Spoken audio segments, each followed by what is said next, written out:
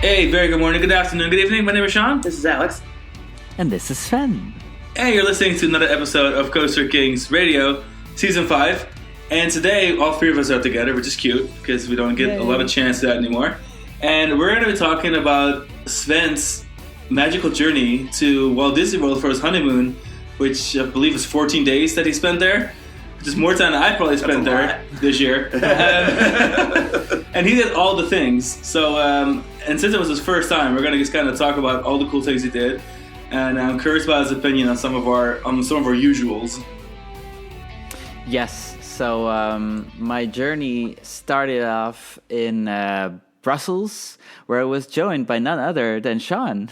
That's right. I was the flight attendant on his flight to the US, which is cute. It was a cute look for us. That was really nice, all the way to New York, and then from New York we flew over to Orlando, and also there, we arrived quite late, I think around 9 in the evening, so it was pretty much time to go to bed, and then in the morning we got our private tour of the Walt Disney World Resort and the Orlando theme park area, let's say, from none other than Alex. Yes, the driving tour. You guys went by Epic Universe, right? Yeah. Yes, awesome. We went by Epic Universe. We saw the construction on the major roller coasters, and the hotel was coming along nicely as well. I just saw some of the pictures, and it's like, it's just some turrets that you can figure out, and we saw the Skyfly, but we were still getting used to the heat of Florida. You guys were there in August, late August. Yeah, it's hot. Yes, late August. It's finally cooling down just a little bit, but it's still hot. Today we're like, why is it so hot? Yeah, but it will be exciting to come back for Epic Universe, so that's already a spoiler. We're excited to come back to Florida, so that's one thing. Okay, cool. But then, and then we drove around Walt Disney World. We saw the backstage of the monorail. We saw the gas station of the the Speedway at Not Magic the gas station. Yeah, I love that gas station. Yeah, it was quite nice. We love her. And then the Florida weather started coming with a nice little storm. Well, it wasn't long, of course, but just when we arrived at our first hotel, because we were trying out 4 of the different Disney hotels, and the first one was All-Star Movies. Oh, yeah, that's right. We got monsooned. Yes. A sudden little...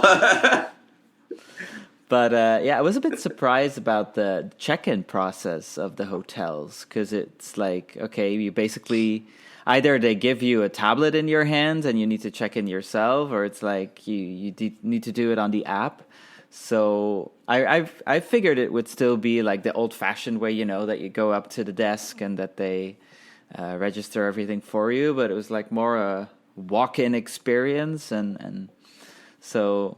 That was new to me. Interesting. It is interesting. I mean, it kind of makes sense with the sheer amount of people that blow through those hotels. Yeah. And everything being so integrated, with your My Disney experience. I can kind of see that. Because the Universal is still traditional, where you walk up to the desk. Yes. Which the lines can get crazy for that at Universal. So perhaps it is better to just get an iPad, put it in your hand, and just do it yourself. I mean, it had its advantages, probably, that we didn't have to wait for, the check-in process and all that. But it was just... I mean, they were very nice people still.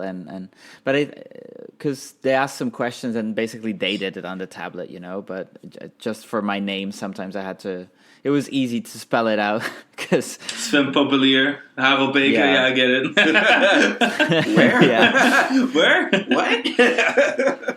But then as soon as we said it was our honeymoon, they took us to the desk and they gave us the buttons, and also the first visit, because it was the first time.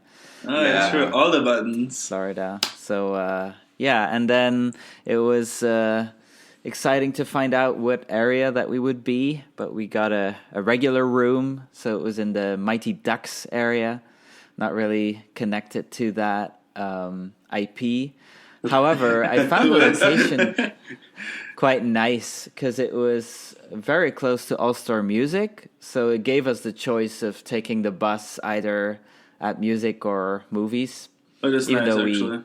only took the bus back from Disney Springs, but but it was a very convenient location because I walked around in the morning to see the other sides, and the 101 Dalmatians would probably be our favorite, and we posed for some of the Instagrammable thingies, Yeah, like the little statues around. Yeah, there's like a television with the little dogs watching, and then the giant pongo looking at us. And I found the Fantasia theming quite creepy. Interesting. Yeah. And Fantasia's a trip. Have you seen Fantasia? Well, I think I've seen clips of it from Fantasmic. I've seen the Fantasia scene in the voyages of the Crystal Grotto in Shanghai, and then the beautiful entrance sculpture fountain in Walt Disney Studios Paris. But that's about my association with the franchise. Yeah, Fantasia is something else. Yeah, I prefer the gardens in Disneyland Paris. Yeah, the Fantasia Gardens. also those. Yeah, Yeah. But yeah, and then the Toy Story area we also saw. I went for a walk there, and I found it a bit in the corner. So it's like really the far end of the All-Star Resort. So it's a bit secluded. So it might be a bit more quiet. But, we were just there for one night. So it was more about the convenience of being close to the parks. Yeah, you saw more than I realized for a one-night stay. Yeah. Well, Sven is very thorough. Of course he's going to, see everything imaginable. Yes. Except, there's I forgot there's one area left. No, the Love Bug area. I didn't go there. Herbie the Love Bug. Yeah, I'm Don't really know not who that is connected. either. Yeah, but I know the Love Bug, and I've seen some of the movies, but I didn't really connect to that, and it was behind the Fantasia era, so it was like, in the end, even though I'm not connected to Mighty Ducks, location-wise, I really thought it was a good spot, Some of the properties are kind of irrelevant. Some of them are super relevant, like Toy Story and 101 Dalmatians, and then some of them are... Yeah, but when the resorts were built, maybe they were all a little more equally popular. Yeah, in 1995, they were all kind of equal. Yeah. But then, the room was quite nice. As you proposed, Sean, to take that one because it was freshly definitely renovated. Yeah. So, and we didn't use the pools, but they look nice, But I think there was quite some people there. Which is obvious as it's the cheapest resort on property, except for the caravans and the tents, maybe. But even those probably cost more. Disney's Caravan Resort. That's funny. A Disney Vacation Club. Yeah, but a Disney Vacation Slum. But yeah, and then our first stop was Disney Springs. With again guided by Alex. Disney Springs is so cute. I love Disney Springs. It was hard to imagine beforehand what it would look like, and I in the end it did match with what I had in mind. It kind of felt like its own little resort area, but then with shops, and it was just hard to map it out where everything was in the beginning, because there's not like a logical sense of those type of stores are on one hand and those are on the other it's side. It's a giant. I think that's the nice thing about it. It's just like a Mm-hmm. giant, almost like town, where just everything's just kind of mixed throughout. I enjoyed that so much. And the first shop we went in was the World of Disney, and we were overwhelmed. I remember Sander, the look on his face. He was like struggling to process. Yeah, especially we used the to the sensory one in Paris. overload, Yeah, the absolute chaos, excess. Yeah, it was really where to begin, and then so many things. And I am a big merch guy, let's say. So us too. But you saw the Spirit jersey closet. Yes, I did. Well, you saw our luggages when we left. Yeah. But I told to myself, okay, we won't buy anything in the first 5 days before we saw all the parks and Disney Springs and everything, unless there's really something that, okay, this is going to be gone if we don't buy it now. But that was a good strategy. 'Cause, very disciplined. Yes, very disciplined. I mean, I might have bought one or two things, but like the smaller stuff, like I remember Sander bought a lanyard, and to put the buttons on, and he also gave into the Loungefly, so it's like that's right. We got Kevin the Loungefly. Yeah, he was starting his little collection, but yeah, so we immediately got into the Disney mood, so that was good, and. We had tickets for Drawn to Life, the Cirque du Soleil show, because it was included in our package. And I beforehand, I couldn't find a lot about it online. I heard some mixed things about the show. And, well, Sander has seen a real Cirque du Soleil show. So that being said, it's already saying something. And which one? Yeah, it was not there was one in Belgium. I don't know the name of the one that had, but it was like the real thing, like the touring Cirque du Soleil show. So he said it was nothing like it. And I really liked the stunts. There were some nice things in there, but the story was just confusing. It was trying to be too smart for what it was, and then although I could enjoy it if it was making sense, there was like one character which was a giant hand in heels, and it was like, I mean, I don't mind that character, but it just didn't make any sense, and it's like, and there were some scenes where there was a Disney connection, like a kind of, it wasn't a projection, but it was like an art piece of different characters that they then played a little bit of the music around it, and so it was like introducing just some Disney in there. Like, okay, it's a Cirque du Soleil show in Disney, so we need to put some Disney stuff in there. That's how it felt like, and from what I understood from the show, it was, a person that was trying to draw, but she didn't, she was blocked, basically, and so she was drawn into the story, and you saw different phases of the process of making drawings, which is led by circus acts. Yeah, it sounds like I would not enjoy the show. It sounds like it maybe takes itself a little too seriously. Oh my god, trying to be sophisticated for the sake of being sophisticated, and then this is the result? Mm. Yeah, so I think they need to go for a less is more approach, and unfortunately I didn't connect with the show, so it was free, so that was good. Yeah. But it's something you can say that you did. Yeah, at least you saw it. It's not one of those things. It's not going to be around forever. No. It may not be there the next time you go. And you'll be like, well, I did this. There's a reason why it's not here anymore. But I did it. Yeah, so, but, we've done that. And then after a second walk, we took the... Sasagula River Cruise. Yes, perfect. Very good. To the Port Orleans hotels. So that was a first for you, Alex. That was a nice boat ride. It was long, and I really enjoyed it. It was longer than I expected.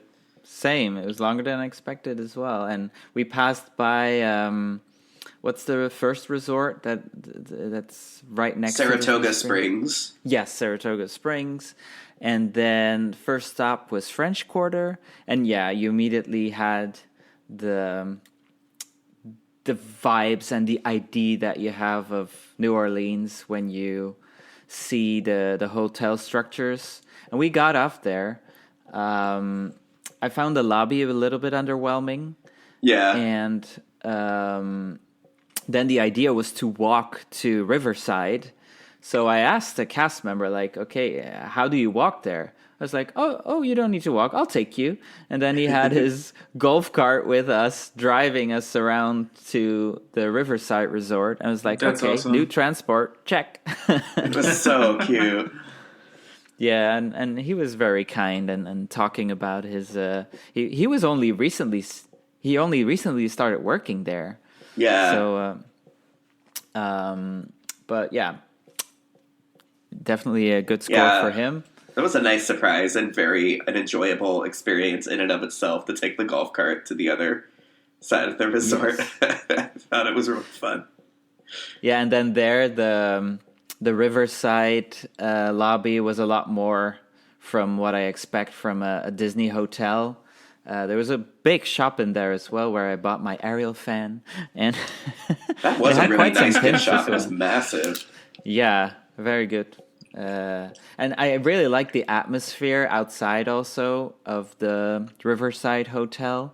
We walked around to the pool, and I mean, some of the buildings there are massive. Like when we took the boat back, when we passed by, it was like, okay, is this... It slightly made me think of the White House, that one building. Yeah. I think it's easy to get desensitized to the size of Walt Disney World, but then like you go into one resort and look at one of the like room block buildings at Riverside, and it's like, God, well, there's like 12 of these here, and this is just one half of one hotel resort combo, and it's just one resort in one neighborhood of Disney World, and this neighborhood doesn't even have a theme park in it. And yeah, but that was something. That was something I was really looking forward to, is just like discovering the resort, not just the parks, but also the hotels and all the spaces. Everything around it. My only regret when visiting that is that we didn't go for beignets. Yeah, those are like the boozy beignets are like the thing to get there. I looked around for the restaurants, but they didn't really stand out to us, and so that's why I kind of forgot about it. So, I mean, but, well, I'll need to go back then. Yeah. And originally, we were going to stay there until we changed to the other hotel, but it was good to see, and I understand why you advised a different hotel compared to this one, purely already for the location. I think Coronado Springs is highly underrated, but we'll get to that in a minute, I'm sure. Exactly, because, then we... called it a night. We changed in the morning. We took an Uber from All Stars to Coronado Springs because I wanted to check in person again. Because you never know if you get a free upgrade or something. But unfortunately, that wasn't the case. No magic for you. No, you're a regular guest tonight. I was being very kind and saying, it's our honeymoon, yay! But I'm from Belgium. Yeah, we're from Belgium for Europe. Never been here in my life. You said okay. But it wasn't like that. We really expected it, but it would have been nice. Although we could choose a little bit of the location of our room, and so we chose the Casitas, and that was a very good location because the Casitas 3. The good thing about that was it was very close to the bus stop because that was important. Mm-hmm. Again, for me, it's all about the convenience of going around everywhere quickly, and so it was close to the bus stop. But it's the first bus stop if you take the bus towards the parks, and it's also the first one to drop you off if you come back from the parks, and especially that part was really fun because that way you're like immediately up in your hotel. And our hotel was also close to one of the quiet pools, so basically every night after we went to the parks we went to the pool just to cool down and to relax a little bit from all the walking and so, and it was open longer than the main one because there's no lifeguard there. And on our first night, we also saw the fireworks from Epcot from there. So it really brought some magical moments on property, let's say. But room very nice. The only downside about the room was that we could hear the bathrooms from the floors above us and next to us, and so if someone was peeing, it was like it was in the room. That's actually awful. Okay. Yes, that's a bit the downside. Not very magical. Don't recommend. But it's short moments, so that's good. And another slight annoying thing is that it had a connecting door, and I'm really not a fan of those, but I think most of the rooms in Coronado Springs have those. And so what happens is the room next to us, even if there's no one in there, the TV is playing, and so you can slightly hear the TV, but we were dead ass tired from every day, so it was tired. Dead ass tired. That's so funny hearing you say dead ass. I spent a month in the U.S., so Makes you dead ass tired. You're practically an American now. Oh. And what we also found is that even though we were the first bus stop, we found it much more convenient to go to the main bus stop at the tower, because even though it didn't say so, we felt that there were more buses driving there and immediately picking us up empty towards the parks. So it's strange, because if they start really at our first bus stop, then there should have been people on there, but Right. So that's a tip. And it was only a 7-minute walk. Sander passed by to fill up his refillable mug with chocolate milk or with a soda, so we were all good to go towards the park. And but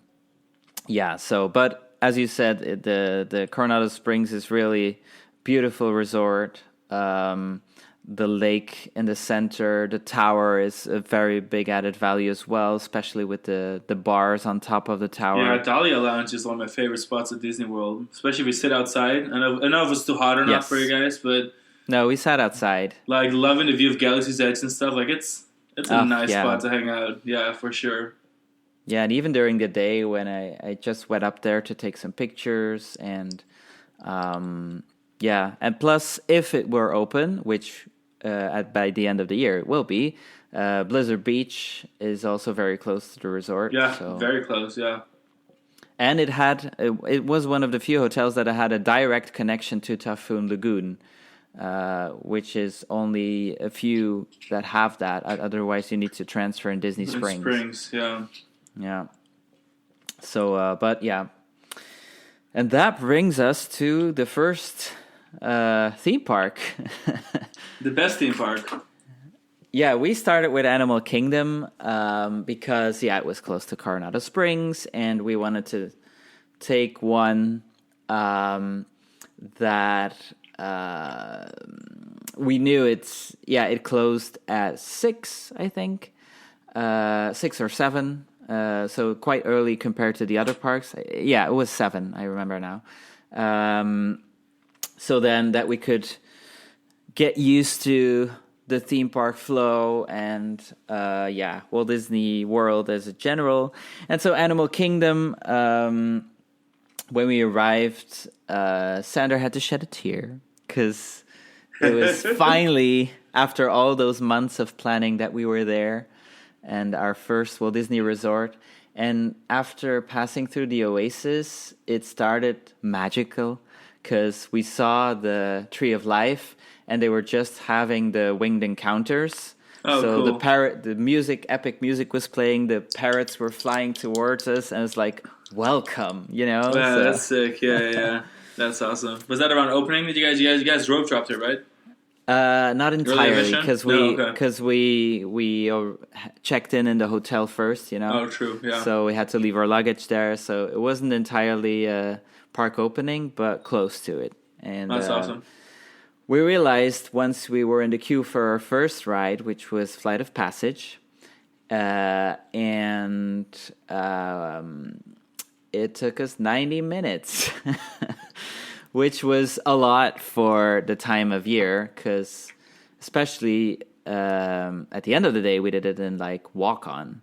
So, but yeah, that was a bit of a, how do you call that? and I wouldn't say bad start, but Not as magical as it could have been. yeah, that the magic disappeared quite fast. But we had some time to get used to the Pandora environment, especially outside. And it's strange if you don't know how long the queue is, because oh yeah, every corner is a new adventure. Yeah, there's always more queue ahead. Like, is there more? Is there more? So it's like, yeah, it was hard to estimate how long the queue would be. So, but it was all the way out of the entrance, and then there's still a little bit more turns in the land. So they had you waiting in the land. Yeah, we were waiting in the land. Yeah, that's very long. Yeah. So that because they even had to a side on the other side of the main road walkway. Yeah. So the main walkway. So they let us. There were some cast members there doing traffic. I will say I love the outdoor queue for it though. Once you start climbing up the mountain. Yes. And you have the waterfalls and the rocks, and it's like it's probably my favorite part of the queue, honestly. Yeah. Yeah, but what was I going to? Yeah, the floating mountains. If you see them on pictures and on Disney Plus, for example, on the documentaries and all that, and you see them in real life, then it's like, oh, okay, they're not as I imagined. Really interesting. Okay. I didn't find them that overwhelming, if that's the way to put it. It's like, I mean, they're big, but I expected them to be even bigger, So it was fair. Okay, fair.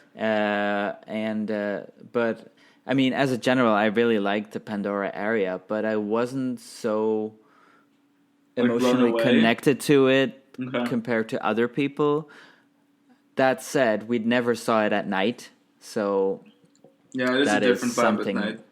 Yeah, so that's. So I still love it during the day too, though. I still think it's probably I think it's still the best themed land in Disney World, and I say that because it's the only land in the world really where like the land, like the focal point, the land is above you, and it's so unique.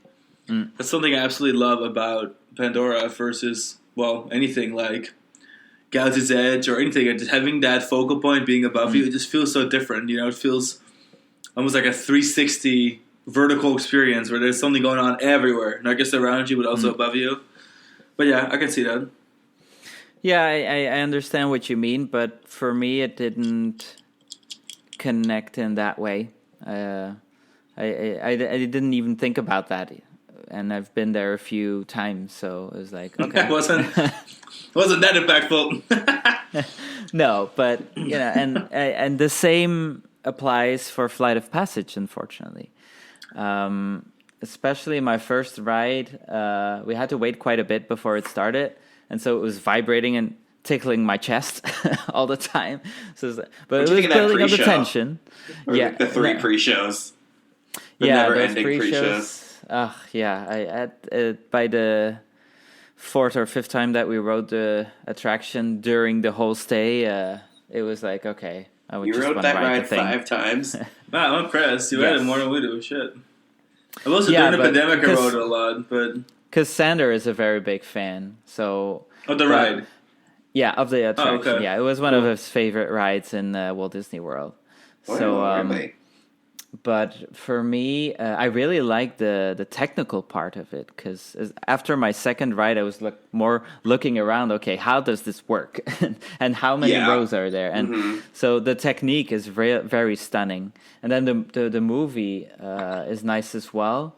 My favorite part was where the Banshee landed in the cave. Yeah, everything lights up by luminescence. Yeah. Yeah, but also a nice rest moment. Nice breather, exactly. I think our favorite part is that it's clearly meant to make people think the ride is over.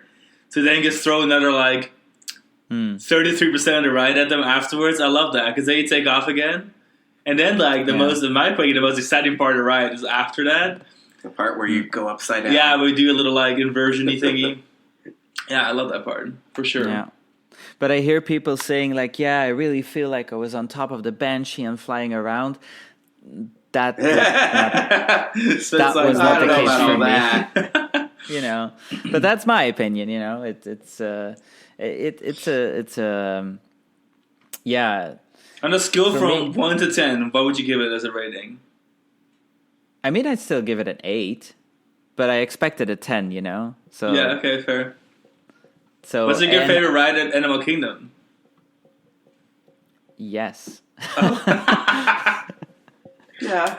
Yeah. I mean, it's still my favorite ride because, but we'll get into that later when we talk about more of the attractions. Because our second ride was Kali River Rapids, and actually that one was better than I expected because everyone was Really? saying around like, "Oh, it's so short," and It's very short. I mean, no, I mean it's Yes, Sven. Sven, It yes, is you've short. been on rapids rides all over the place. You know it's short. yeah, but it's not as short as I expected it to be. Because everybody told you how short it was. It's practically like a Exactly. shoot to shoot. You go up, turn, drop, turn. Like Yeah, but even up you have a little bit of time, and even and the down also you have a little bit of time. So A little, two Yes, little like- bits of time. were all the water effects on for you, like in the cave and stuff, where you're getting absolutely soaked? well, it was Russian roulette because it was Okay. mostly the drop that got us wet. Yeah. Yeah. Especially when it rains. Oh my god, the water's so high in that flume. It got so wet. On the drop anyway.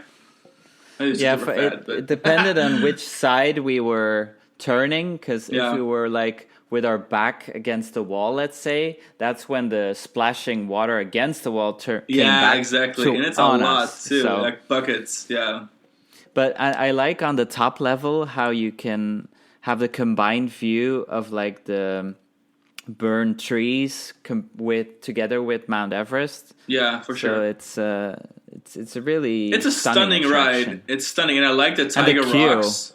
Oh my god, I was about to Queue say is the awesome. queue is like one of my favorite queues in the world. But I will say that's just like Everest. Both of those queues are just next level. They took a naturalistic edge. They don't do a lot except for just making you feel like you really did transport to like a different part of the world. Yeah, I love that queue. In the aviary, you can see the birds in there and stuff. Yes. So cool. Yeah. But Grizzly River Run is obviously the better of the Yeah. two Yeah, I would agree. that Yeah. I have done. And I really like the theme there as well. So, but yeah. No, it think was, of all water rides in Disney or all like Rapids ride. Grizzly is still the best. Like we did the I think Shanghai Grizzly one. is easily like But Grizzly's my still the favorite better one. rapids ride Yeah. in the world. It's good. Yeah, same for me. It's it really has that extra thing. And then another main attraction was, of course, the Kilimanjaro safaris. The first time we rode it was more in the afternoon, and the second time we rode it in the morning. And yeah, everyone said it beforehand, like you have to do it in the morning, and they were right. All the animals are way more active. Yeah. Yeah, and like the first time we didn't see the lions because they were just sleeping somewhere probably between the rocks and the second time they were there. And another unique thing that we saw the second time, there was a giraffe sitting down. And that's like rare. the cast member was like, okay, this is very rare to see. Interesting. Yeah, so What vehicle were you? Were you Simba 1? oh yes, we were. It's Yeah. my favorite thing because I kept in the beginning. I was like, "Wow, Simba 1." We And got I'm Simba like, 1 wow, several we keep times. getting Simba 1 every time. That's so stupid. Well, it was important to know for our other We're attraction that we did, Explorer the thing? Wilderness Explorers. I mean, I'm a big Up fan, and we were there for like 12 days, so it's like, okay, let's do this, let's get this Fair. booklet. No, and- that's fair. I feel like I should do it sometime. Can you do it in one and day? the cast Yeah, right? members were so nice. Sorry? You can do that all in one day, right? You could, but we spread it over several days because you need some of the stickers in the where you need to take the wildlife express train. Oh yeah, Rafiki's Planet Watch. Yeah, and then Rafiki's Planet Watch. So, but yeah, that was a thing we did on the third day, I think, that we went to that park, and it was like, okay. Was it very disappointing? No, I knew what I was getting into, so it was like, But it was basically as bad as I expected. So Yeah, it's like a ticketing train station center, except there's goats walking around. Like, it's awful. because even the train, you don't see anything. Yeah. Like on the first part, you see the ostriches. We saw some ostriches. Oh, really? And then some commercials for National Geographic. I mean, that's beautiful. But, you know. Can you believe that was an opening day attraction? And that was like...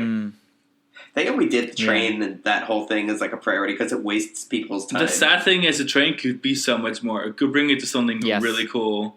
Yeah. You know, it takes up so much space. Ugh, disappointing. But I can't imagine that they won't change that in the future. But, I mean, it takes a long time to get anything changed there.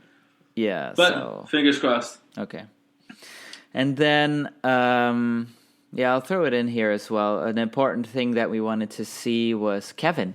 And luckily, he was there. Yay! I mean, that was the biggest character that I wanted to see on the whole trip and have my picture with. And we did. So that was really nice. Awesome. Also, we had a memory maker included in our package. And, I mean, that was so amazing. Like, I knew that there were a lot of people taking pictures, but it was even more than I expected. And every green person with the fluorescent green T-shirt that we saw was like, okay, can we have a picture, please? Yeah. But well, it's great because even in Moana, like we just did Journey of Water with Moana today. It just opened, and even there's like several PhotoPass people throughout the walkthrough just taking pictures. Like it's very interactive. There's a bunch of cameras hidden everywhere. That's nice. in the little birdhouses that are hanging from the lanterns that are really just cameras, because you have a lot of interactive things where you kind of like do hand motions and it just scans that you're there, like on your Magic Band or whatever. And then it just takes pictures of you doing stuff. So I'm pretty sure it'll load into our phone at some point. Yeah, I was going to say, we're going to find a bunch of it's so obvious because there's cameras. It's like really clearly hidden everywhere. Like either they're sensors or they're like PhotoPass cameras. So Disney World has that PhotoPass thing down. Unlike any other resort, it's like you can photograph everything at Disney World. It's so cool. Yeah. So that was really good. And then the next ride that I want to talk about is Expedition Everest. The first roller coaster that we did in Walt Disney World. And first time riding, we were like in the middle of the train. And I expected a little bit more punch in the attraction. Yeah. It was like, okay, it has some good elements. And even the uphill section where you're blocked and then go backwards, it was okay. We did it front seat once, and that was really cool then, because I could see our hotel, even the Coronado Resort. Yeah. And, so the seat really matters on this attraction. I agree. But I mean, and the animatronic was also quite cool, I thought. So, but I was looking for the old one. But there's only the old one. There is only the old one. Okay. Yeah, it's just not moving. It's just like strobe lights. He doesn't actually move. Yeah, so it's strobe lights. It's Disco Yeti. It's just like standing there still. Yeah. And it's like swipe mode, and then it just flash lights on it. That's the OG, because they can't really take it out. Okay, either. it is the OG. Yeah, that's what I was thinking. Okay. So what you're saying is that for you it was just Expedition average. It was, but I could really appreciate it still. So it's like, I think that's one of those rides where like it's all about like the overall experience, because I love the queue. Yeah, and the queue kind of coasting around through nature and then do the big lift hill. And there's definitely some moments that feel a little outdated, especially compared to like modern coasters from Intamin, where like the track switches are so quick and stuff. Where at some moments in the ride you really are waiting for the track switch to move over and it's clear and then go. Now it kind of feels like, why are we sitting here? Yeah. It's where historically that was the coolest thing, going backwards and forwards. It's kind of like the, because at this point, how old is it? Like 17 years old already? Yeah, so 2006. It's starting to show its age a little bit for sure. And now you ride like Hagrid or something, it seems so slow. Yeah. Yeah, but it's a very important ride for the park still. So I still think to it's see the icon, it from to see it from everywhere is like really cool. And then another ride, Dinosaur, in that hideous area of the park. ugliest, worst. Vomiting on the I mean, floor here. horrible. Oh my god, I hate that ride. Yeah, but I mean, In case entering was wondering how I feel. at least the area will be changing in the future, so that we know now. But Indiana the dinosaur Jones. and the dinosaur as well, because I mean, for me it was okay. I mean, I really love the ride system, but what I really love about Indiana Jones is that moment when you arrive in the temple and you see the other trucks driving around, and here, because Yeah. everything is dark, it's like meh. Well, because like it feels like even so, comparing this to the original Indiana Jones, there was a couple of hallways that they recently fixed in Anaheim where they added new scenes, which is really cool after all these years. But my first complaint about Indiana Jones back in the day was that it is. For anyone listening, I just threw my cat out of the way. He just threw the cat over his shoulder and Sven He saw makes it. noise when trying to record. He just jumped on the table. Anyway, sorry. Backtracking. Yes. Original Indiana Jones, I was kind of bothered by having a couple of dark hallways that they've now fixed in Anaheim. But then this dinosaur, where like there's so many dark hallways that they just use it as an excuse of like going through the dark forest or something. It's like if The ride doesn't do a whole if lot. the worst part of Indiana Jones was the entire ride. Dinosaur. But I mean, I like the retro aspect about it because you really hear the voices from. It's from the 90s, the attraction, right? Yeah. Was it an opening it was attraction? opening day. Dr. Yeah. Seeker or whatever. Seeker and Dr. What's her name? Dr. Marsh and Marsh. Yeah. In the freaking ketchup and mustard pipelines from the McDonald's yeah, sponsorship ketchup, still in the mustard, station. and mayonnaise. Okay. Yeah. Ugh, it's so awful. It was all sponsored by McDonald's, so there's like all these subtle okay. McDonald's references. And when he says, when you bring back an extra passenger, Extra large. size extra large, it's also a McDonald's reference in the pre-show. Yeah, I didn't realize that, but And that's like funny. the dinosaur fossil themed playground area was designed by McDonald's, like as like a Okay, McDonald's play place. Yeah, yeah, there's we so went many in sort- there Yeah. because we did? needed Okay. the stickers. So No shame. Let's go. It's another But, attraction you've done that we have not done, the dinosaur thing. yeah, but it was a bit of a maze actually, and then you Yeah. needed to cross the bridge, and there was the area, and then The bridge is the coolest finding part. the exit is something. But and I like the only thing I liked in that area was two things. The shop, one of the shops is really cool with the little train driving around on top. Oh yeah, of the it, shop over by and- Hester and Chester's Dinorama. Yes, that's, I like that one. That's cool.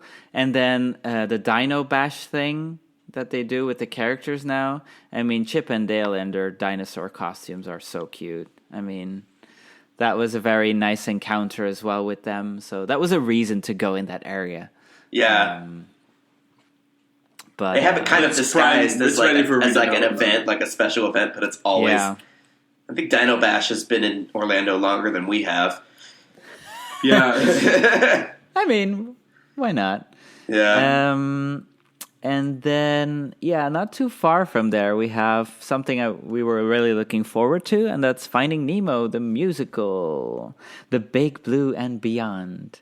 Apparently, it's something you guys have never seen. no, we have not. I mean, I guess they only recently Shame. brought back a show to the theater anyway since COVID.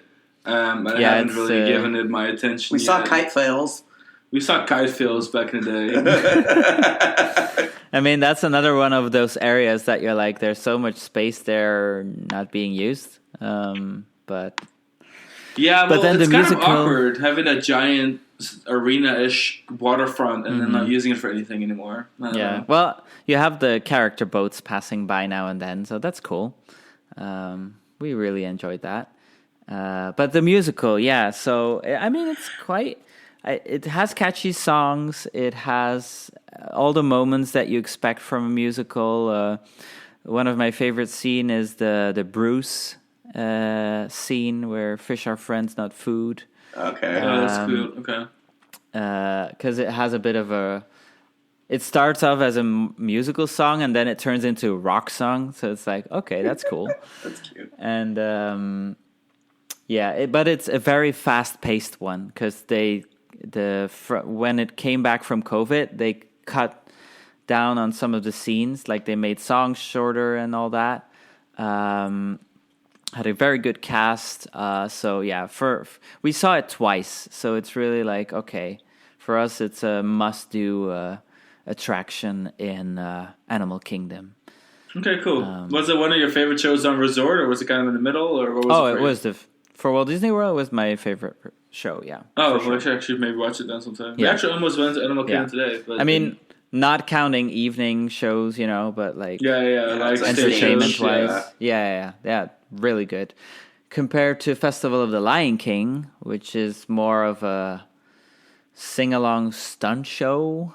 I like Festival, but I mostly like it because of animatronics. I think they're so cool when they're just doing their thing.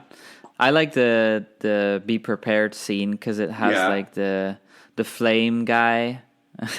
How do you call that? Like an acrobat with that. Oh, a fire dancer, fire eater, or whatever. Yeah, a fire dancer. Yeah, because he's like walking around with his bare feet in the fire and then using his stick, spinning around, and then and it's live music. That's another live singing. I mean, that's another good aspect, but I have to compare it to the Lion King show that we have now in Disneyland Paris, and there So what is the biggest difference between the one here and the one in Paris? We're actually doing the one in Paris in a few weeks, but we haven't done it yet because it's always busy. The one in Paris has Broadway vibes, so it's more Broadway style musical plus some acrobatics in there as well.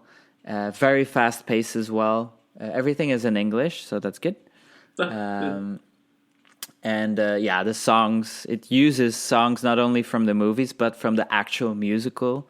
So it felt a lot more high quality compared to the Festival of Lion King is pretty much a family show. So I wouldn't do it again if I'm traveling back to Animal Kingdom. So. And then, we don't have too much rides left. We still have... I think we did all of the trails. And the gorilla one was my favorite. Yeah, because of the fish, right? Where like all the fish are underwater? I love that. They have so many cichlids in the lagoon. That's so pretty. And that's also the one where they have the hippos, right? Yeah, so we saw some swimming underwater, and then the gorillas were out. So in the Maharaja one, the tigers were pretty much sleeping and hiding. Yeah. I mean, they can do that, of course. Are they allowed, Sven? It's their territory. Nice of you to give them permission. But I found that the gorilla one gave you most value when it's also the longest, which I love. Yeah, I can see that. I like the bats in the Maharajan one, and I like the aviary. The aviaries kind of scare me a little bit sometimes because the birds be doing too much. I'm like close proximity, like chill out. Yeah, you need to chill out when we go to an aviary. Like, do not love birds. It was a hot ass mess the last time we did the Maharaja. Because I'm afraid of them shitting on me. It's like birds. I'm like, they're just flying around in close proximity, able to shit on me any second. It's not a fun experience. It's what you signed up for. But I mean, if you only have one day and you can do one, then I would do that one. The Discovery Island one, those were hard to find because I even had to ask a cast member after our 4th visit to that park. It's like, where are they? Isn't it right next to Starbucks? It is. And it's sad because there's some cool animals there, like the kangaroos. Yeah. That are over there. But you have like a little piece of the trail is like in front of the tree, and then you have some parts behind the tree. That was the one we found It's almost first. like a loop, but you go like in front of the tree, and then behind the tree you go back all the way to like the bridge to Africa. Yeah. But I mean, discovery is really the word here because you really need to find your way to find. A lot of discovering areas. to be done. Yeah. And I mean, the Oasis is cute as well, but there's just not that much going on there compared to the other ones. So. I find the Otter Grotto cute. Yeah. Did you do that one? The Otter Grotto? we went into a grotto. I didn't see the otters, I think so. That's there was a waterfall with a bridge. So the Otter Grotto is by the walkway towards Pandora. So like right in front of Tiffin's. Right where Forks. And like the giraffe pizza. Oh. Okay, no, we didn't see that one then. You had 4 days. We had 4 whole days, Benjamin. Yeah. Not enough discovery was done. No kidding. And to be fair, it was not 4 whole days. The first day was an entire day, and the last day was... it wasn't an entire day, but quite long as well, because then we went to Animal Kingdom Lodge, but we'll come to that later. And then, like, one of the days, we first went to Typhoon Lagoon, and we just went there and rode Pandora, a Flight of Passage, and 3 times on Expedition Everest, because there was no one. So it's okay. I love that about it. It can be like a walk on at night. Oh my god, so great. And Everest at night is so much better than daytime. But it wasn't that night for us, because it wasn't. True. It was still 6. It's like getting dark because of the rain, but but not because of sun. Yeah. And then one last thing is a show called Feathered Friends in Flight, and I thought it had the up characters, but I was wrong because it used to have that. Yeah. But it's misleading because there's the statues in front of they're the still there. theater. Yeah, and Kevin Doug is also close to what's that. his name? So it's like, Doug and the kid, and it's like I don't know why they went back to the old show. Well, it was very much an educational show, and someone I went to high school with works in that show, but I've yet to actually go see it. Well, I wrote down that it did have a little bit of a Jungle Cruise atmosphere because they tried to make like the dad jokes in the show. Not for me. Don't say that around Sean. Well, you'll turn me off real quick, Benjamin. Seems like I've never seen the show. I'm not going. Just throw the whole show away. Yeah, I mean it was nice to see, but it's necessary for Animal Kingdom because that's my main issue with the park is the rides. Well, you actually skipped up one ride, Navi River Journey. Yes, I forgot about that one. That was cool. It's just because I love that ride, so we want to talk about it. That's my favorite ride. Yeah. I love that ride. And It's Tough to Be a Bug is another one that I had on the list. That's a good attraction. We did that one in DCA. And Yeah. it's a better setting, of course. It's a bit scary for kids. I forgot it's very about scary. that. Oh my god, we went on there with our niece in like June. Yeah, she was like lost her 4 shit. and had a complete meltdown. I mean, I get it. It's kind of scary. And we all kind of forgot, too. Yeah. That was the thing. Like, it's every time I ride, I'm like, oh shit. Like, it's we wouldn't have taken her. Yeah. But then we sat, none of us had seen the show in years. And then we sit and we watch it. We're like, oh, this will be great. And then Genevieve just lost all respect and trust for everyone involved. Kids say got nothing anymore. I know. By the way, Navi River Journey. Anyway. Zootopia soon, so yeah. It will change. But Navi River Journey was also, we had a walk-on there, so that was really good. Because what happened was at 6 o'clock on the first day, it started pouring. And so we went into Satuli's canteen to get our dinner. And by 6:30, everyone was gone. Yeah. So we did both Pandora rides then. Nice. But also, Navi River Journey was longer than I expected, so that was good. And I mean, that one that people will animatronic tell you is short.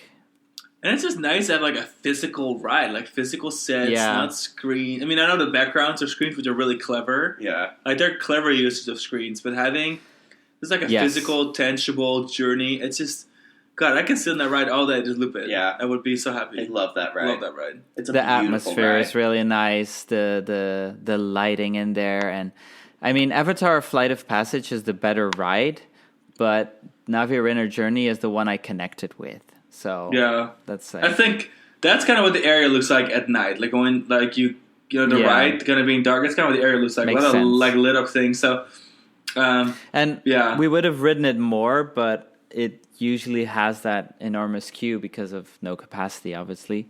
Yeah, and the line for that one sucks. So. Like, It's not a pleasant queuing experience the same way that Flight of Passage is. Mm-hmm. But so yeah, the Animal Kingdom, the rides, they have a lot of good ones, but they didn't have like a standout ride for me compared to some of the other parks. Yeah. So that was a bit my issue. However, it's clearly the most beautiful park of Walt Disney World and probably Orlando. Yeah, we always say that like the god tier Disney parks are really just Animal Kingdom, Disney Sea, and in a way maybe DLP because of the attention to detail DLP. But yeah, it's hard to beat the beauty of Animal Kingdom. It's just like walking around. It's just that's alone is an experience. You know? Yeah. But to really put it into my favorite parks, it lacked a little bit of ride. So I'm just needs more substance to the new additions and.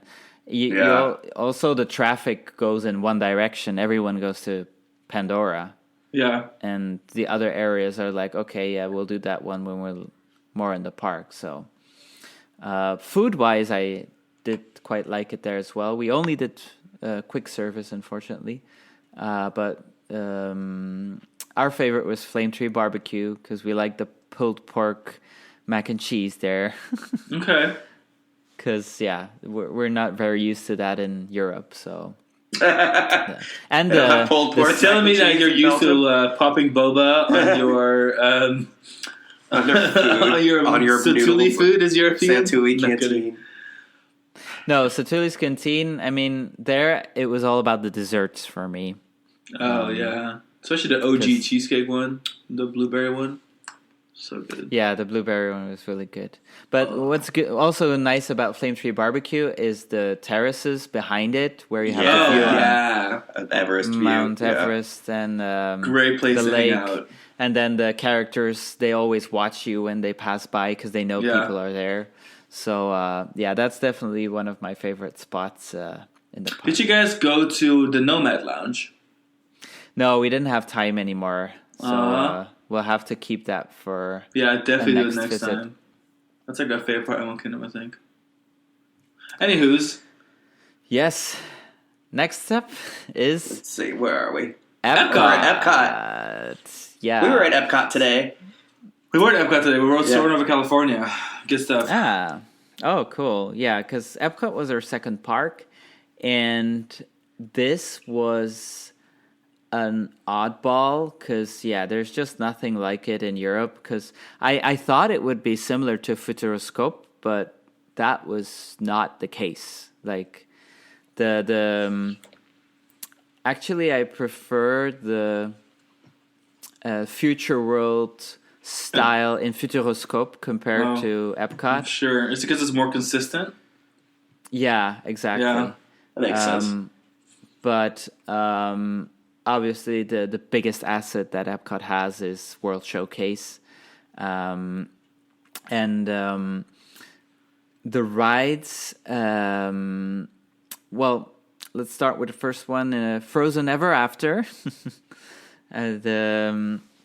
The nice little boat dark ride, and it was a fun one.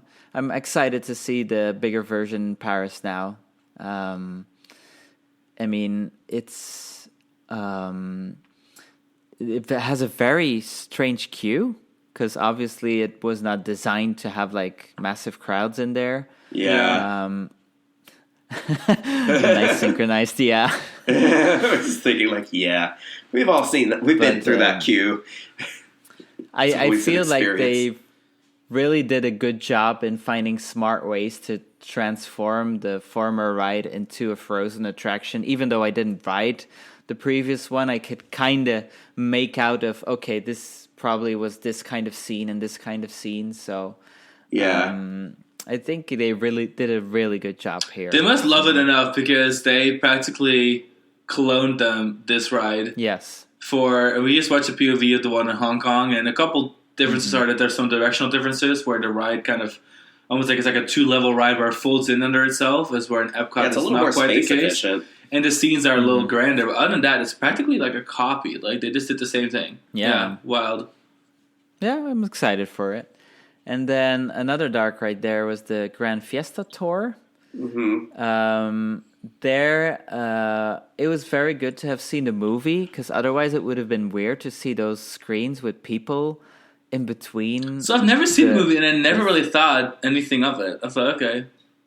Like, I really never really thought I need to see the source material. Yeah, because already in the movie I was like, why is this? And then it's like, okay, I guess it was the style of the movie at the time. And it's fun that they integrated that also into the attraction. And basically the highlight is the Three Caballeros at the end singing their little cute song. But I mean, we'll come to that ride later. But for me, it was better than Small World. Oh yeah. I was gonna say my favorite part of the Grand Fiesta Tour is the Fiesta scene, which Mary Blair designed in the style of Small World. Yeah, that's why I compared it to that in my head, and now I know why. Yeah, it's not a coincidence.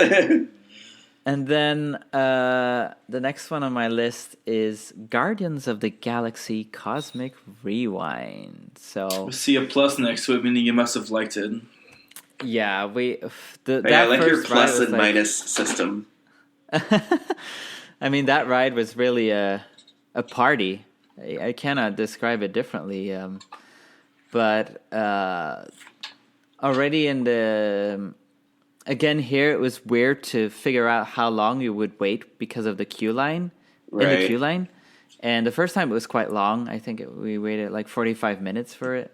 Yeah, you never know what you're going to get. Well, even then, you never know, because sometimes it moves really slow. Sometimes it moves like that. Yeah. Yeah, all of a sudden it went faster. But all the other times we rode it was almost walk-on, so that was good. Oh, good. But those pre-shows, the first time, they're amazing. But then the more you ride it, you're like, okay. It's really a bit long. They get old really quickly. Yeah, overkill. Yeah, that's a bit of and a everyone shame, and everyone has figured out how to, like the second pre-show, everyone's figured out where the doors are at, obviously. So even though all this stuff is kind of happening, yes, on the opposite side of the room, everyone just runs to the other side. It's almost like did Disney not anticipate that happening? You know, like there's all this space and nobody's actually standing near where all the cool stuff is happening because everyone just wants to get on the damn ride. Nobody wants to see this anymore. Yeah. But yeah, the main thing for me about the attraction is the music. And our first ride was September, so that was really cool.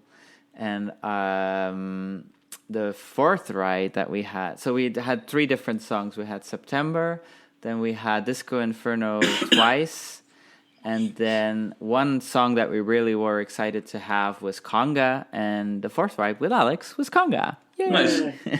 I know you were so excited. You and Sounder. I we heard started it start, screaming, and I turned around. I was like, "You got it!" But to be fair, the coaster itself didn't really wow me, but just the experience as a whole was like, okay. Because I've done rides with onboard audio before, but not like this. So, yeah. And the downside is that you don't really have... You're focused on the music and not on the voices that are like key to the story. Yeah, it's really hard to figure out what's going on sometimes. Especially, I still remember the first time riding, I was like, I did not just... what was going on? Like, yeah. But, and theming-wise, it didn't bother me that much that it was not really themed in most of the areas. Because it's a huge coaster. And just looking at the track, it's like massive. Yeah. I mean, having the several like scenes in the helices you scroll around is actually not... That's actually pretty decent theming for a roller coaster, I think, yeah. And necessary, yeah. But, so overall, great coaster for Epcot. Matches perfectly. I also like the little jokes they put in there and that they use the actors of the movie and all that. So, that was a good one. A not so good one, however, was Journey into Imagination. This one is so ironic because I feel like there's no imagination in this ride at all. It's extremely cheap and safe. Like how Radagos, IKEA, Smoland, and ride this. At first, I was excited. I was like interested by they're using all the senses, so what will happen? but the Figment hype that I heard about before, it's like, okay, let's meet the character. But yeah, it didn't do well Sean for hates the Figment. impression of the character. So Figment as a character, cute. Like love that for him that he has a ride, and I love that he's the character of Epcot. But the ride itself is so trash that, like, I always say, just rip the whole ride out and give Figment like a trackless dark ride. Like, keep the character and make a cute story for him. But as of right now, the character's cute, but the story and the ride are absolutely awful. Like the worst possible awfulness. Like, it's just terrible. Terrible. It's really going back in time again with this ride, so it's like, Yeah, And, it reeks of like Disney financial turmoil. You can tell that it was born of the same era as like Chester and Hester's Dinorama and Generation 1 California Adventure and Opening Day Walt Disney Studios in Paris, because there was just no money. Like the money just wasn't there, and they still had to build things and pass off stuff as new attractions, and it was just dire. But nobody seems to talk about Figment being as bad as it is. Like, it's a terrible ride, and everyone just seems to be okay with it. So fine. but yeah. And then another ride, which was a bit weird, was Soarin'. Because I felt like Soarin' in DCA is like an important attraction, and here it felt like a side attraction. It's just there. Well, especially the way you have to get there, like, Oh my circle God, the pavilion, so and then go long. down the escalator, and then kind of find the Soarin' entrance that's stuck next to the restroom, and then like take the long ass walk all the way to the theaters, and then it's like there's no theming. It feels like a hospital in there. Yeah, Soarin' is like nothing like in California, where it's like such a important piece of the puzzle with the theming inside being like all these aviation heroes and stuff. It's nothing like it at all here. That's true. Yeah, so it's a bit of a sad attraction, unfortunately. But, I mean, it's still the OG Flying Theater, so it's like... Did you do Soarin' over California in California, or was it already around the world when you went? It was around the world. Okay. So we had the leaning Eiffel Tower twice. Yeah, the half moon Eiffel Tower. Yeah. And then also in the neighborhood is the Seas with Nemo and Friends. I mean, it's a cute ride. It's to be fair, I don't remember much from it, but I remember that while riding, we quite enjoyed it. So it's like, I used to be one of my favorite rides there. I used to ride it all the time. I think it's nice having to reveal into the aquarium and seeing the dolphins, and then going upstairs, look at the animals a little bit. Like, it's cute. It's innocent because you never have to wait for it. That's the nice thing about it. Like, it's just kind of like an innocent thing. You stroll up, you do it, you see some animals, you leave, and it's like a 10, 15-minute thing. It's innocent. Yeah. Yeah. So it's a nice fill-in attraction for the day, you know. Another attraction that should be more of a main attraction, it is a main attraction, is Test Track. Having ridden Radiator Springs Racers, I thought, okay, this is the fast version. And obviously it's faster, but not as fast as I thought it would be. I thought it was really going to be a thrill ride, but for me it was still family thrill. I don't know. I feel like once you hit 64 miles per hour or something, and you start to turn to do your lap around the building, I always kind of expect the whole thing to collapse. I think the most thrilling is when the brakes hit. Yeah, Bam, you get whiplash. Yeah, that's fair. That inside the attraction, like the braking and all that. But I didn't really connect to the program that they're trying to do, and honestly, it doesn't work anymore. Like, I cannot wait for the new Test Track, because I think the big problem is that, like, they kind of have like a Tron-ish kind of atmosphere around that time when Tron came out, you know, the relaunched Test Track, but half of it's just like lit up screens. Some of the effects aren't really working. It looks aesthetically kind of cool, but it's a massive ride to not do a whole lot, but like do a couple lights, you know what I'm saying? But that ride's always been like that, though, because the OG there was also nothing going on in the OG. They spent so much money on building the ride system that the original theming was a couple of freaking, you know, traffic cones. Like, it really wasn't much to the original either. Like, kind of weak. It's funny. But we did have one ride on it during the fireworks, and that was really cool. Nice, like to doing see a lap them around outside. going on. Yeah, that was that's like a memorable experience for sure. And then the next ride is probably very scary ride. I hate this ride. Yeah, we're talking about Mission Space and the orange side, and it doesn't happen a lot that I'm scared in an attraction, but this was the case because as soon as that thing closed, I was already feeling claustrophobic, and it's I was so terrified about what kind of forces I needed to expect, and it was it's forceful.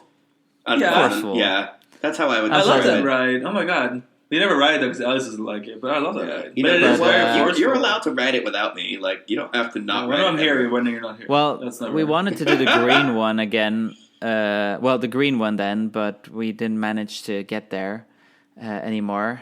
But yeah, I like the concept of the ride and the idea, but I was just too scared. And that's funny for an attraction. My dad loves that ride. That's like his favorite ride at Epcot. I think my only downside of the ride is, where like there's the loose article bins by your legs on the ride, and it comes really close to you. Well, sometimes the forces are so intense, and like the buckets are kind of old, so they'll slam open. And I've had it several times in the metal, it just slams against my legs, and it hurts like a bitch, dude. Oh my god, that's the one downside. I don't know. I love that ride. Pressing all the buttons, yelling shit like I'm the engineer, wherever I am, the pilot. Release rocket number 2. Like, it's great stuff. I love that ride. Anyway. I'm glad you enjoy it. I was like, Glad somebody does. I was trying to survive while I was riding, so it's like struggling. I love the little vomit bags they have right next to the seats. Yeah. Oh my god. And then so there was one other person riding with us, and he was like totally getting into it, and like hitting all the buttons. Yeah. But okay. Love that. Okay. Anyway, next. Also space, sort of. Yes, but different, like Spaceship Earth. So I was very happy that the ride was open, because I remember when we originally were going to go to Walt Disney World, the ride was closed. Yeah. But this one was a lot better than I expected. I mean, it's obviously underrated. A classic dark ride, but the cute elements, like when you go down and you have the whole movie with your faces after you made your choices, and then you go outside of the ride and you see your faces on the globe and the little dots going towards Belgium, and it's like, yay! But it shows the educational part of Epcot. It's funny to see how they use it in America to educate people as well. So it's like, but overall, a very pleasant surprise. That's how it. I still remember my first time doing it. I absolutely loved it. Oh my god, it was probably my favorite ride at Epcot, because it's practically just a really long physical dark ride, because it's quite long. Lots going on, lots to see and do. Now I just the return to Earth part, where you did the video thing. I'm so burnt out on it that I'm always like, because you spend a good like 2-3 minutes going backwards back to Earth. It takes forever. So now I'm over it. When I was going up, I was like, how the hell are they going to have room for other show scenes going back down? And then it's like, oh, okay. Well, they do show scenes, which is a sad part. A couple of little ones, yeah. Because there's some space in there, but now it's now you just focus on the screen. Problem with that ride, it's just so evident all of the old stuff that is still there and the underutilized space in there. But I mean, the design to fit all that in that globe, it's like, wow. That's true. Especially back in the day, it's like, and having to think about how you have to evac that globe, because there's hundreds of people in there at the same time. If that shit catches on fire, we're and all then dying. you have to all get down. I mean, it's a giant. They're like 200 feet in the air, and there's like hundreds of people in this ball that's hanging over the park. Like, I don't want to think about having to evacuate that thing. Let's not think about that. Yeah. So it's like, please don't. And then it was time for another day in Epcot where we went drinking around the world.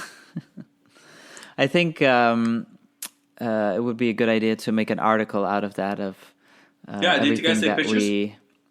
Yes, of every drink. Good. Yeah, that'd be cute. And also of the Food and Wine Festival, and because that was important to have some food in between as well. And we did some experiences like Reflections of China and the American Adventure, and it's good that we had some alcohol in our bodies to survive those type of especially the movies. American Adventure. American Adventure is only enjoyable drunk. You have to be drunk for that shit. Oh my god. And the people clapping at the end, I'm like, okay. No, it's like so self-indulgently America. It's scary in there. I'm surprised. But it's impressive to see those animatronics where they are stored that and is coming cool up part. all the time. And that's, I don't remember much of it. I was very that's drunk. something. And then the remember there was Beauty a and the scene Beast with Native sing-along Americans, was I also think. nice. Oh, I always skip that because I'm so bothered that I have to wait all day so I can see Impressions of Friends at the end of the day. It takes forever. Because, they only do it for like 2 hours a day, Impressions of Friends. 1 hour in the beginning and 1 hour at the end. Yeah, we didn't see that one because we wanted the Beauty and the Beast one. And I found it a funny spin on the story and the way they use the LeFou character to have the sing-along going on. Not a lot of people were singing because I feel like there were a lot of foreigners in Epcot and in Walt Disney World in general. Lots of people from the UK traveling just like us. So yeah, I think if the room would have been filled with more Americans, then it would have been a real sing-along. Yeah, I think the biggest difference is that when you went, it was already the end of summer break for the US. Everyone already got back to school. It's where Europe and the UK and Latin America, there were still summers going on. So I think that's why it was so heavy on international. But I prefer lower crowds though, so don't get me sure. wrong. Yeah. And then it took us a few attempts to do it, but finally we rode Remy's Ratatouille Adventure. It wasn't a priority for us as we have our Paris version, and we knew it was pretty much the same. I was surprised on how much queue there is inside compared to Paris. So much queue. Oh my god. Darn it. Yeah. The red hallways. So uninspired. And one thing I have to say about the French pavilion is it really felt like being back in Disneyland Paris because the staff behaved exactly like in Disneyland Paris. Exactly as you would imagine. I mean, they're still friendly and all that, but like we waited for L'Artisan de Glace ice cream way too long because there were 4 people behind the counter and one was serving people. I was like, what are the other people doing? But anyway, back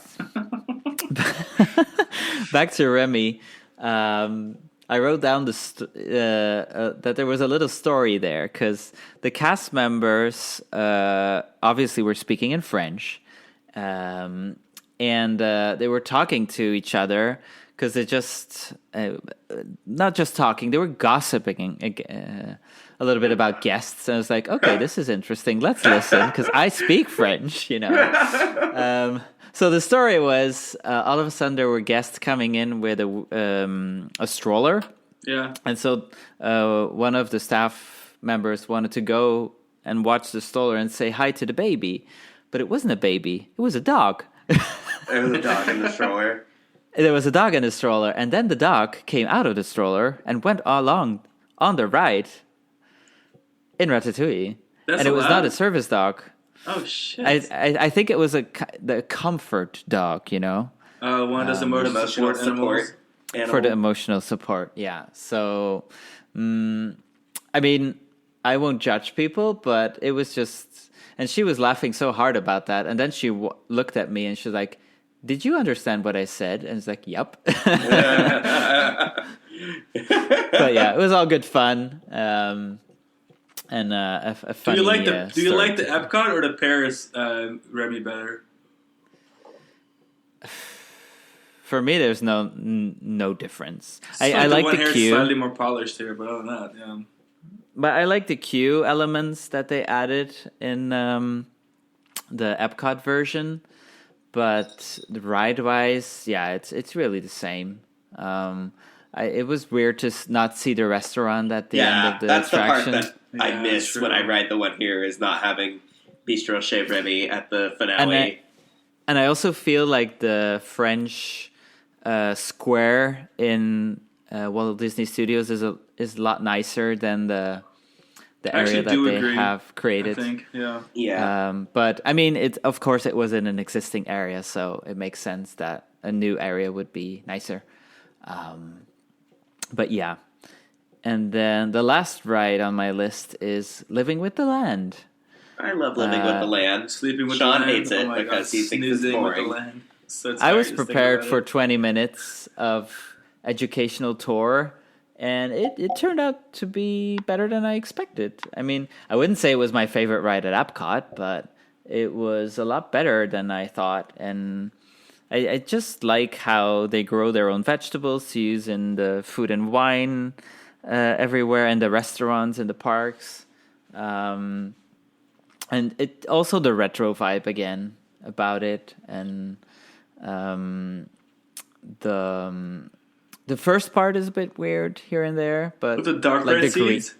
Yeah, the dark ride scenes, especially with some of the projections. But then I really enjoyed the boat tour of the greenhouses, let's say, and I also saw people touring the greenhouses because you can book that tour if I'm not mistaken. Behind the scenes.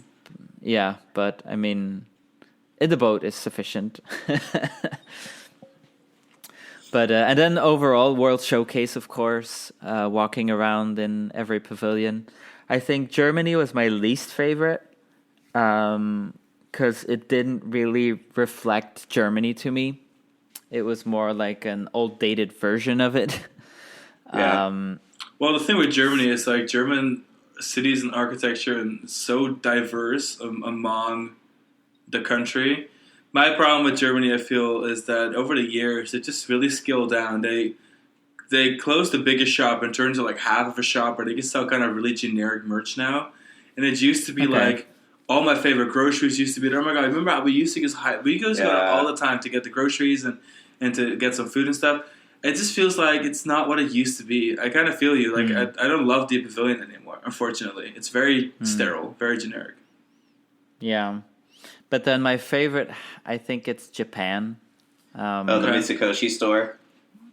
Well, you have the store, you have the Katsuru Grill where we went for dinner one time, and the little garden next to it, and just you also have the arch on the water, and then when you look at the Spaceship Earth globe from there, especially at night, it's very stunning. So yeah, I think Japan is my favorite. Morocco, I really like the hidden garden-ish style. Well, it's not really garden, but like more the hidden. When you walk around there, there's like some nice corners, and the Jasmine meet and greet is nice. Yeah. So that was a nice surprise, and then also the bar on the water. So it had a lot going on there. So, yeah, Spice Road table is awesome. Mm-hmm. And yeah, so food wise, obviously it's the best thing. I mean, the best the theme park with the best food in the world, probably, because there's so much choice, and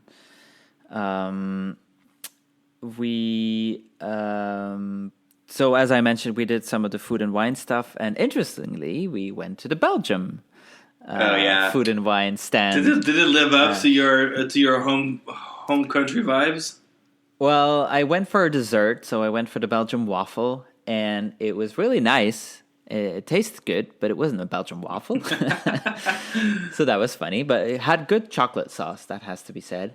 Oh, that's actually impressive. The beers that they offered made sense, because that's an important aspect, of course, of Belgium culture, and especially food and wine and drinks. Even I'm not a big beer drinker, but the ones that I saw, I was like, okay, that makes sense.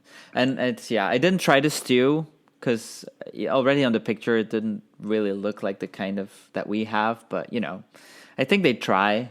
But it's good to see that we are represented because we're such a small country and of. I know where the hell is my Netherlands food booth at?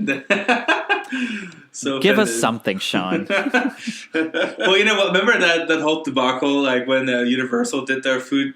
Oh my god! And they had Joppie sauce for Belgium, and I was so mad because it comes from my little home. Like my little hometown, where like we have a couple thousand people living. That's where Joppie sauce come from. And it's nowhere near Belgium. I was so offended. Anyway, do you guys do Joppie sauce in Belgium? Oh yeah, we do. Okay, this is somewhat little true then. It's tiny bit. Yeah, there's a lots of sauces here, and then Epcot Forever. Oh, did you actually watch that? Yes, we did. What did you think of it? There's a negative sign next to it, so I'm thinking not very good. Oh, there it is. I see it on this now. Yeah. Yeah, the thing is, we're not really... Children. I mean, it was new, so we didn't really... we don't have the history of it. Yeah, let me guess. None of it made sense because you'd never been there before. Mm-hmm. Yes. The Soarin' music is like the best part. Yeah, well, for the whole New World section was nice. Because there was some Disney reference in there. Yeah, it was something that made sense to a new visitor. Yeah. Okay, but can we agree the worst part is the veggie fruit part?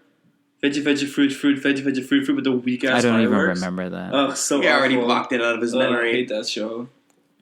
Like, literally, anyone that wished harm upon Harmonious, literally, I hate you. Because, like, now we have Epcot Forever, and it's so awful. Oh, so awful. People who but it love will change Epcot Forever December, so. deserve Epcot Forever. Disney loves it so deep. Oh, so cheap.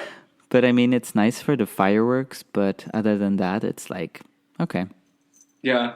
It there was not really an emotional connection for us to it, so... Yeah, that's fair. That's I mean, like, Harmonious wasn't perfect, but my God, it was something. It was ambitious. It was my favorite different. Disney show ever created. Oh my God, I loved it. And then, so you mentioned Akershus, the Royal Banquet Hall. We did that because, obviously we wanted to see all the characters and we wanted to have a princess dining experience. Well, actually, it was a breakfast experience that we did. It was nice, but not to do again. It's like a nice alternative. I mean, one of the princesses that really surprised me there was Tiana. Because we were like, oh, we're from Belgium. Do you speak French, Dutch, or German? I'm like, how do you know that? That are our three official languages, Tiana. Yeah. So she was very genuine. But I do feel like some of the princesses were like really rattling their spiel, to say the least. Like, yeah, they were just, it was like a pre-recorded. Yes, and I mean, no judgment, because I know their conditions are not always ideal, and it's a way to deal with people that are not very talkative, if that makes sense. Like, if you do it for children, then obviously the children will react to the princesses, and it will be a whole different story. But as adults, sometimes, they just come up with the story to tell something, But the food was nice. There were some Norwegian specialties on there, especially the cheeses, but the potatoes were really good. Sorry for the little bump there, but my cat wanted to join the podcast. Our cats, your cats and our cats are... Might as well make them constant honorary need of members. They really want to contribute to the show. They can't stand being left out. Is that Pardus or Pardin you got there? Yeah, That's this is Pardus. Padane. Oh, that's Pardin. No, this the small one. Yeah, she needs her cuddles. And then another restaurant that we did was Via Napoli. for the considered from what I read, it was the best pizzas in Walt Disney World. Which would did make it live sense. up to that? Did it live up to that? Yes, they were quite big. we took a big one to share, but the disadvantage from that is that it got cold quite fast. So Interesting. that's always my issue with pizza. And then I don't have that problem, Sven, because pizza never lasts when I'm around. Yeah, but that was. But overall, the restaurant setting was also a bit strange because it felt the sound was not ideal. It did feel like a I don't know how to call that in English, but like very loud and Noise pollution. yeah, there was a lot of noise pollution there. So I did notice there was a second section which was a bit quieter, but so take that into account if you go there. And then the third reservation that we made for one of the days was the Space Lounge 220. Very good food. We did go for the lounge and not the restaurant because I felt the restaurant was quite expensive. And the lounge experience is just fine to have a look at the restaurant. I thought it was a 360 space view, but it was only half of that. Yeah, 180. We've done both the restaurant and I've also done the lounge. Lounge is good because like I feel like the pricing for the bites is good and like there's some cute drinks like like that are creative with like the pop rocks or the space astronaut ice cream. I also really liked our meal and the actual like restaurant part, but the problem for me is that the windows that are supposed to be looking out into space. There's so many lights inside the restaurant that like the reflection of the lights. I feel like the space effect is really not as great as you would imagine. You know what I'm saying? Mm-hmm. Yeah, I like the food, but I don't necessarily think that the space thing is that great. Yeah. And not every table has a good view. True, you can be like far away. Yeah, but I didn't mind that too much that I was far away because at least then I could see the whole, every window. Yeah, fair. So that because we were quite close to the bar, but it didn't mind me too much. But overall, it was like okay, a bit overhyped for what it was, but the quality of the food was quite good, so that was nice. And then, another activity that we did while we were drinking around the world was we bought an Epcot passport, and we wanted to collect all the stamps in all the countries. So there were 2 countries where there was not a person from the original country, which was in China and in Morocco. Yeah. So from what I understood, it's because the countries do no longer work together with Walt Disney World. It may have to do with like staffing and permits, like visas and stuff. I'm not entirely sure. But I mean, just up to recently, I did see people from China at the pavilions. I don't know if they already live and work here, like as dual citizens or whatever. But I know there's some out there. I'm not entirely sure what the story is. There was some sort of falling out between Disney World and the ambassador program with Morocco because Morocco was the only pavilion that was still funded by the host country. And someone like in the last couple of years, there was like they severed the agreement. Like it went back. Like it's just wholly. It was the only country. Now none of the countries are funded by their host countries, but Morocco for a while was the only one, and now there was some sort of something. It happened like in 2001, I think, or 2021. Yeah. It's when they scaled down the Spice Road Table Restaurant. Yeah, so something happened there, and where I think the entire ambassador program for Morocco shut down in the wake of some sort of disagreement that also led to the country no longer hosting the setup Yeah. or something. But yeah, the other countries, it's a little more Authentic. yeah. Especially in Japan. That Yeah. lady was so nice, so cute, so Kawaii. genuine. And Now you also have in to the go UK, we had a to really Disney nice in person. China, and you need to go to Tokyo Disney. Yeah, that's the next park on the list, but of the Disney resorts. But yeah, the Japan Pavilion really make me hype for that as well. So Yeah. that's really cool. But yeah, overall, Epcot was. I knew that it was going to be different, and it lived up to that expectations. Because our last day there, our last visit there, let's say, we didn't do any rides. We just went for food and for the atmosphere. Yeah. So again, even though like in Animal Kingdom the rides were an issue, here it didn't feel that much of an issue because of everything else going on. So I understand why it's also like the park to go for the locals, because it's the one park where there's always new things to discover, I feel. So yeah, that made Epcot a special park in the list for sure. I can see that. Yeah, we used to be so into it. We'd get our Spirit jerseys and take photos everywhere, went to pavilions. Once the weather gets cold again, we'll probably do that again. Yeah.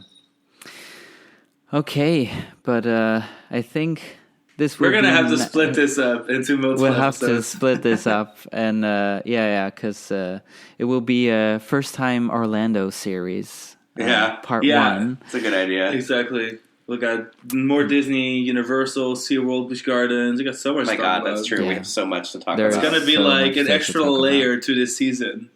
You know what I'm saying? We Yes. got like all these layers. It's gonna be sick. I'm excited. Yeah, we It's can like always use more revisiting the episodes. parks for people that have done it, and like introducing the parks for people that are excited to go for a first time. So Yeah. Exactly.